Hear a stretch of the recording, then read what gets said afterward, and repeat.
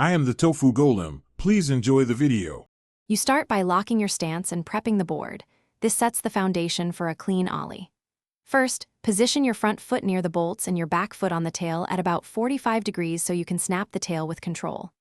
Next, check grip tape coverage and clear debris. A slippery board kills pop. Finally, confirm trucks, wheels, and deck integrity. If the tail delams or trucks are loose, fix them now so your first pop isn't wasted. Once done with prep, you focus on the coordinated motion. Pop, jump, slide.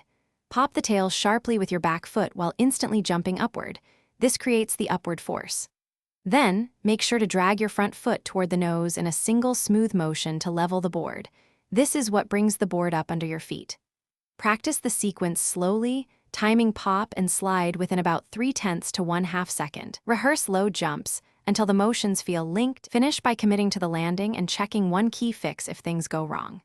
As you descend, bend your knees and aim to land with weight centered over the bolts. This prevents torque and snapped wheels. If the nose dips or the board stays low, you likely slid too late. Make the front foot slide earlier and faster. If you feel the grip is still slippery, roughen a small patch of tape or replace it. This single tweak often saves repeated failed attempts and builds consistent pop. Thanks for watching. Consider subscribing if we helped you today.